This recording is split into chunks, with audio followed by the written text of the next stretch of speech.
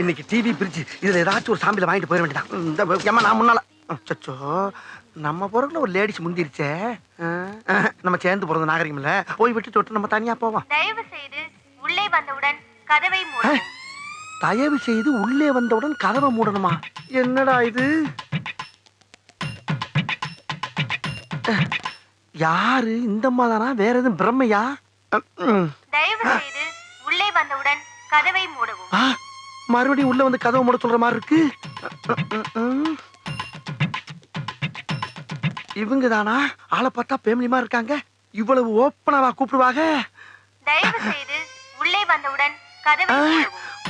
மறுபடியும் கூப்பிடுறாங்களே. சிரிக்குது. அடாடாடா, மெட்ராஸ்ல இந்த கேப்ல இதெல்லாம் நடக்குதா? ரூம்பே போட வேணாம் போல் இருக்கே.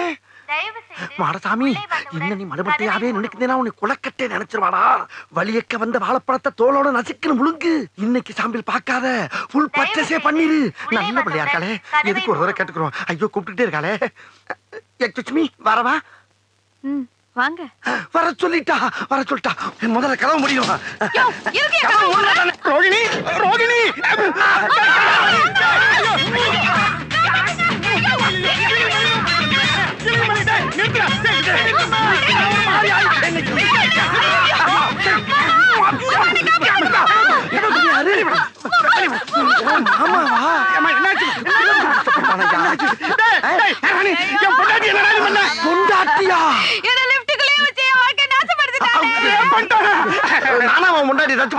உள்ள ஒரு பொம்பளை நிக்கிறான்னு மரியாதை கொடுத்து வெளியே தான் நின்ன. அவளா தான் உள்ள வந்து கதவு முடுங்க, கதவு முடுங்க, கதவு முடுங்கன்னா ஒரு ஆம்பளை எவ்வளவு நேரம் தான் பொறுப்பா? ஒரு தடவைக்கு 4 தடவை யோசனை பண்ணி தான்டா கோதால குதிச்சேன். பழிய ஏமல போடுறாங்க.